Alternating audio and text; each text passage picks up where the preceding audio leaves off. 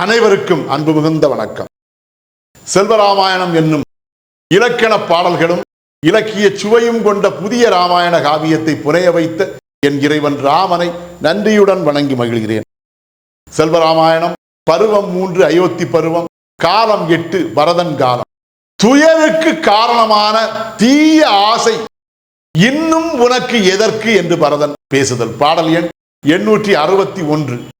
உயிரினையும் கொன்றுவிட்டே உற்சவம் கொள் எண்ணுகின்றாய், இயல்பினையும் மாற்று என்று என் உயிரை தின்னுகின்றாய், வியப்பொழி போல் மின்னுகின்றாய், வீணாசை பின்னுகின்றாய், துயருக்கு காரணமாம் துராசை தீ இன்னும் ஏனோ. இதுவே 861வது பாடல். இந்த பாடலுக்கான விளக்கத்தை காண்போம். உயிரினையும் கொன்றுவிட்டே உற்சவம் கொள் எண்ணுகின்றாய் என்ற முதல் வரிக்கான விளக்கம், என்னுடைய உயிரை போன்றே உயர்ந்தவராக விளங்கக்கூடிய என்னுடைய தந்தையை நீ கொன்று விட்டாய், அது மட்டுமன்றி என்னுடைய தமையனையும் இந்த அயோத்தியை விட்டே துரத்தி விட்டாய். இவ்வாறு நீ செய்த செயலானது என்னுடைய உயிரையே கொன்றது போல் ஆகிவிட்டது. இந்த நிலையிலே உயிரை கொன்ற பின்னர் அந்த உடலிடம் உற்சவம் கொள் என்கிற ஒரு பண்டிகையை கொண்டாடுமாறு அந்த உடலை தட்டி எழுப்புவது போல் என்னை நீ எழுப்பி உற்சவ மூர்த்தியாக என்னை ஆகுமாறு என்னிடம் நீ கூறுகிறாய். இயல்பினையும் மாற்று என்று என் உயிரை தின்னுகின்றாய்.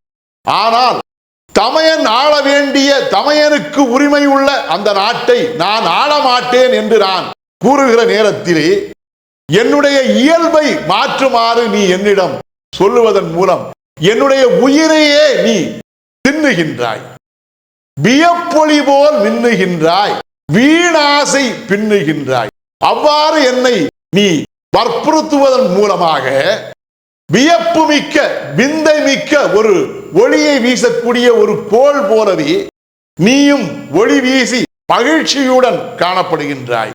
ஆனால் உன்னுடைய உள்ளத்திலே வீணான ஆசை, பேராசை, தீய ஆசை உன்னுடைய உள்ளத்திலே பின்னி கிடக்கிறது. துயருக்கு காரணமா துராசை தீ இன்னும் ஏனோ. நாட்டிலே நடந்த அனைத்து துயர்களுக்கும் காரணம் உன்னுடைய பேராசைதான். உன்னுடைய பேராசையால் இத்தனை துன்பங்கள் நேர்ந்தும் கூட இன்னும் அந்த பேராசையை, அந்த தீய ஆசையை நீ விட்டு ஒழிக்காமல் இருக்கிறாய். அந்த ஆசை, அந்த துராசை என்கிற தீ, அனைவரையும் அழித்து விடக்கூடிய அந்த தீ, துராசை தீ இன்னும் உனக்கு எதற்கு என்று பரதன் தன் தாயிடத்திலே கேட்டார். இதுவே 861வது பாடலுக்கான விளக்கம். செல்வராமாயணத்தின் 862வது பாடல் மற்றும் அதன் விளக்கம் ஆகியவற்றை அடுத்த பகுதியில் காண்போம். இறையருளால் அடியேன் இயற்றிய நல்லதோர் இலக்கியத்தையே செல்வராமாயண காவியமாக உங்கள் முன் தொடர்ந்து வழங்கி வருகிறேன். உங்கள் அன்பையும் ஆதரவையும் தொடர்ந்து தந்து இந்த புதிய ராமாயண காவியத்தை அனைவரிடத்திலும் கொண்டு சேர்க்குமாறு உங்களை அன்போடு கேட்டுக்கொள்கிறேன். அனைவருக்கும் நன்றி, வணக்கம்.